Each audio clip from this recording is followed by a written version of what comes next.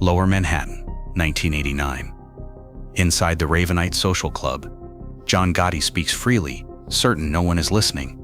But above him, a federal microphone is recording every word. For years, he built power in public court victories, media attention, controlled image. But that visibility carried risk. The old system relied on distance. Gotti chose presence. And inside that room, his confidence became evidence, not just of a man, but of a structure. What followed would not be a street war. It would be something quieter, something built from within, for real underworld cases built on facts, not myths. Stay with this. Building the Public Don, Queens, New York, late 1970s. Inside the Gambino crime family, power was designed to stay invisible. Bosses avoided attention. Orders moved quietly through captains and trusted intermediaries. Distance was protection. John Gotti chose a different path. He understood something that went against tradition. Fear alone built control, but visibility could reinforce it. Expensive suits, deliberate presence outside courtrooms, reporters waiting for a glimpse. He didn't step away from attention. He leaned into it. After the killing of Paul Castellano, Gotti didn't retreat into the structure like previous bosses. He stepped forward and made himself the face of it. The hierarchy remained intact.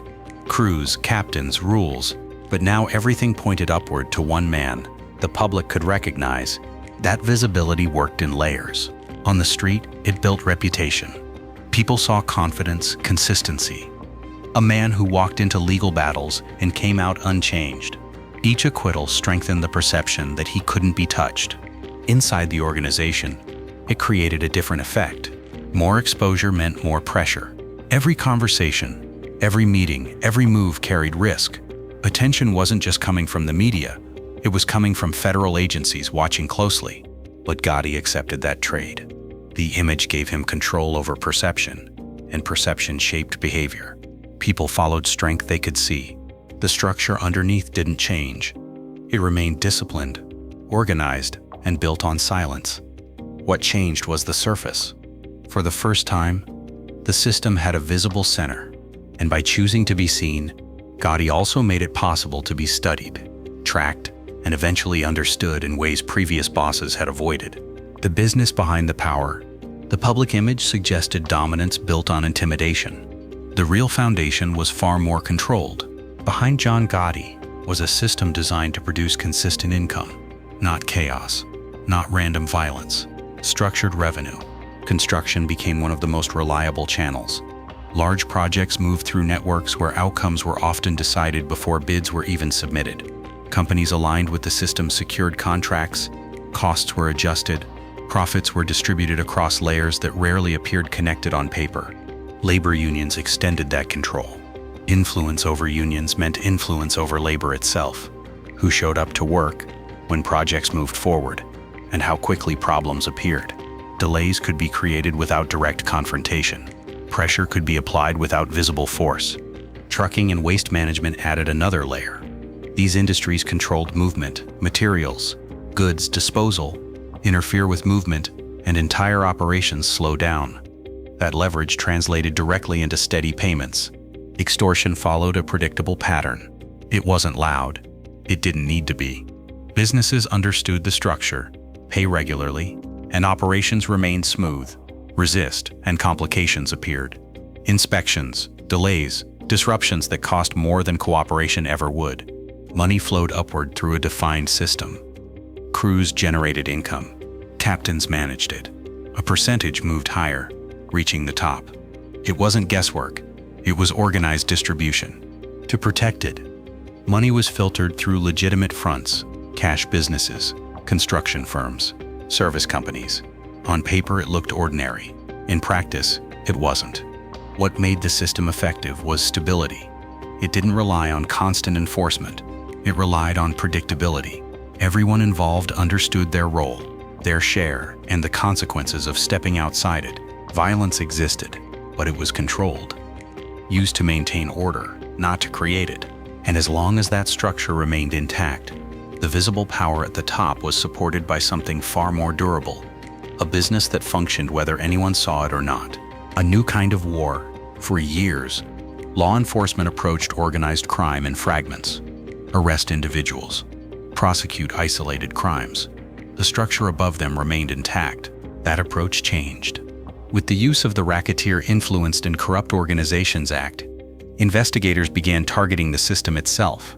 Instead of proving one act, they showed ongoing activity, connected operations forming a single enterprise. This shifted responsibility upward. A boss no longer needed to carry out a crime directly. If the structure beneath him generated illegal income, and if that structure could be linked back, accountability followed. Investigators adapted. Surveillance expanded. Financial patterns were tracked. Informants became entry points into a larger map. According to the FBI's official case records, the investigation into John Gotti relied heavily on surveillance, recordings, and insider cooperation to build a complete picture of the organization, not just isolated crimes. For the Gambino crime family, this created a new kind of exposure. The same hierarchy that made operations efficient, orders moving down, money moving up, now created a trail that could be followed in reverse. This was no longer about catching someone in the act. It was about proving how the system worked. And once that system could be explained, it could be taken apart. If you follow how power actually works behind the surface, keep watching. The man who knew everything. Inside the organization, power did not come from position alone. It came from usefulness. Sammy Gravano built his position by being dependable in a system where failure carried consequences. Tasks were completed without hesitation. Problems were handled without delay. Over time, that reliability created trust, and trust created access. As Gravano moved closer to John Gotti, his role expanded beyond execution. He became part of the inner layer where decisions were shaped. He wasn't just carrying out orders, he was present when those orders were formed. That position revealed how the system actually worked. Money did not move randomly. It followed channels, construction deals, union influence, transportation routes, business arrangements that appeared legitimate on the surface. Each stream had a structure. Each structure had oversight. Gravano saw how disputes were managed before they escalated, how pressure was applied without attracting attention, how relationships with businesses and intermediaries were maintained to keep operations stable. He also understood the balance holding everything together. Loyalty was expected, but it was reinforced by shared profit. Fear existed, but it was controlled. Too much instability threatened the system itself. Everything depended on predictability. Within the Gambino crime family, information was limited by design. Most people only knew their part.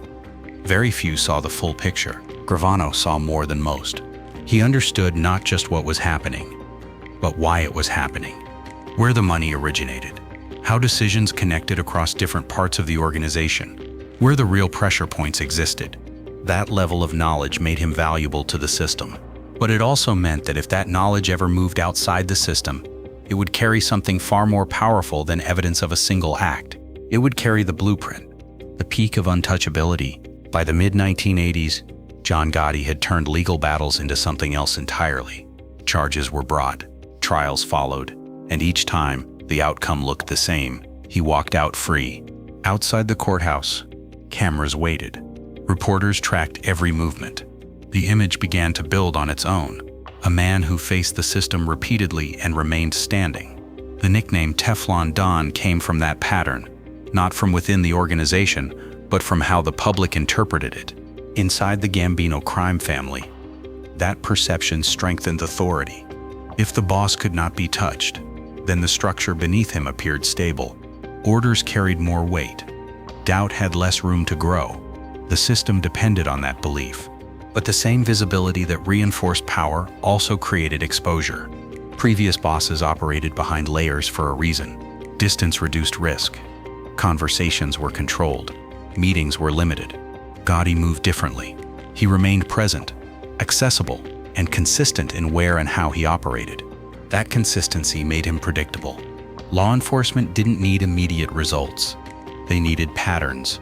Who he met, where those meetings happened, how often certain locations were used. Over time, those details formed a clearer picture. Each courtroom victory added to the myth. Each public appearance added to the record being built quietly behind it. At the surface, Gotti appeared untouchable, stronger after every challenge. But underneath, The gap between visibility and control was narrowing, and for the first time, the same qualities that built his image were beginning to work against him. Turning the system against itself, the strategy shifted from disruption to patience. Instead of targeting individual actions, investigators focused on understanding the entire structure. They stopped trying to interrupt operations quickly and started observing how those operations functioned over time. Surveillance became deliberate and sustained. Conversations were not just overheard, they were recorded, reviewed, and connected. Meetings were tracked across weeks and months. Locations that seemed ordinary became points of interest because of repetition. Inside the Gambino crime family, routine was essential. It kept operations efficient. It allowed communication to move smoothly. But that same routine created patterns, and patterns could be followed. Financial tracking added another layer.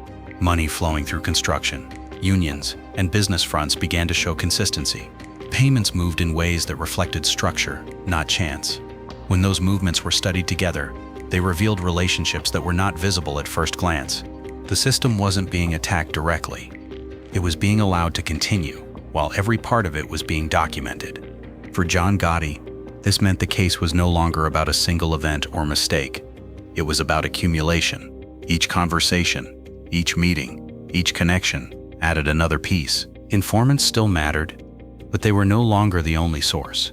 Recordings, financial data, and observed patterns began to support each other. The structure was explaining itself without needing to be forced. The organization continued to operate as designed, but now its own consistency, its own discipline was being used to define it from the inside. When silence breaks, pressure does not arrive all at once. It builds slowly until the balance begins to shift. Sammy Gravano had spent years inside the system, rising through reliability and access. He wasn't just part of the structure. He understood how it functioned at its core. He knew where the money came from, how decisions were made, how risks were managed before they became visible. That knowledge made him valuable. It also placed him close to the center of exposure. As the case against the organization developed, the stakes changed. Charges were no longer limited to isolated acts. They reflected the system itself, and those closest to that system faced the heaviest consequences. Gravano understood what that meant in practical terms. Loyalty had always been reinforced by shared profit and mutual protection. But that balance depended on stability. When the system protected you, loyalty made sense. When that protection weakened, the calculation began to change. The possibility of a lifetime sentence shifted that calculation further. The code of silence had held for generations because it was supported by structure, by expectation, by consequence. Breaking it carried its own risks, but remaining inside a collapsing system carried greater ones. Gravano made a decision that few at his level had made before. He chose cooperation. That decision did more than introduce testimony. It introduced clarity, information that had been contained within the organization. Specific, structured, and detailed, began to move outward. For the first time, the system was no longer being interpreted from the outside. It was being described by someone who had lived inside it, understood it, and now had reason to explain it completely. The fall of a public empire. The courtroom had changed. For years, John Gotti relied on distance. Orders passed through others. Responsibility stayed unclear. Cases failed because nothing connected directly enough. That ended when Sammy Gravano testified. He wasn't describing events from the outside. He was explaining the system from within. How decisions were made, how money moved, how authority flowed. Each detail aligned with what investigators had already collected: recordings, surveillance, financial patterns. Now they had structure. Gravano's cooperation confirmed what had been difficult to prove before, that the organization operated as a coordinated enterprise, and that leadership sat at the center of it. His testimony became the link that connected everything.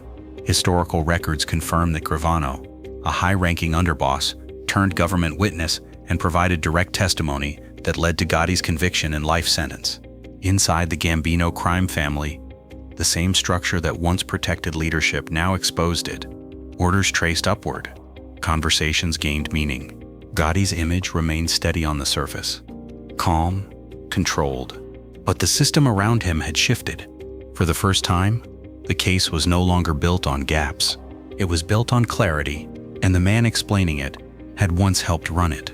The bottom line: what replaced the untouchable? After John Gotti, the system didn't collapse, it adjusted. Visibility faded. The suits remained, but the cameras disappeared. Meetings became quieter. Decisions moved further away from public view. The lesson was clear: attention creates risk.